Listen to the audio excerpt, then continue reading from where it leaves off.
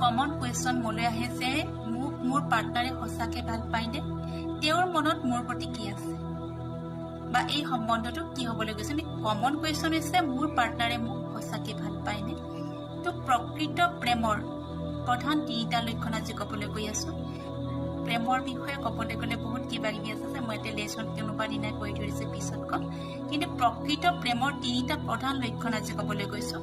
আপোনালোকে চাব আপোনালোকৰ সম্বন্ধত এইটো আছেনে। প্ৰথম লক্ষণটো হৈছে যদিহে আপোনাৰ ৰিলেশ্যনশ্বিপ গড মেনিপুলেটেড বা divine manipulated relationship according to God, not according to you. It not create just now but coming or has been continue from your past life. তেতিয়াহ'লে এই তিনিটা লক্ষণ লাগিব। ফাৰ্ষ্ট, যদিহে আপোনাৰ পাৰ্টনাৰৰ লগত সাংঘাতিক কিবা কাজিয়া পেচাল লাগিছে, তৰ্ক বিবাদ লাগিছে, মনোমালিন্যতা হৈছে, কিন্তু তাৰ পিছতো আপোনালোকে ইজনে সিজনক বিচাৰে, ইজনে সিজনক ভাল পায়, তো এতিয়া জানিব যে আপোনালোকৰ এই ৰিলেশ্যনশ্বিপ পূৰ্ব জন্মৰ পৰা অহা ৰিলেশ্যনশ্বিপ।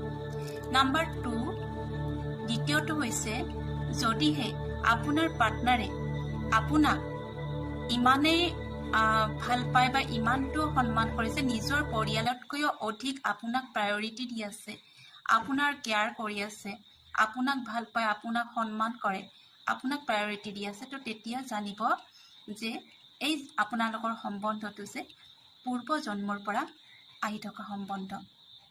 আৰু লাষ্ট মানে শেষটো হৈছে, অন্তিমটো হৈছে যে যদিহে আপোনাৰ পাৰ্টনাৰে কিবা কাৰণত দুখ পাইছে, কষ্ট পাইছে, পীড়া পাইছে, কিন্তু সেই দুখ কষ্ট বা পীড়াৰ অনুভূতি যিটো আছে, সেই অনুভূতি আপোনাৰ তেওঁতকৈও অধিক হৈছে বা সমানেই হৈছে, তেতিয়া জানিব যে এই সম্বন্ধ এলাপেচা সম্বন্ধ নহয়, সাধাৰণ সম্বন্ধ নহয়, আজি এতিয়া হোৱা সম্বন্ধ নহয়। It is continue from your past life and it is divine manipulated past relationship or golden relationship, and you never ignore this relationship or your partner.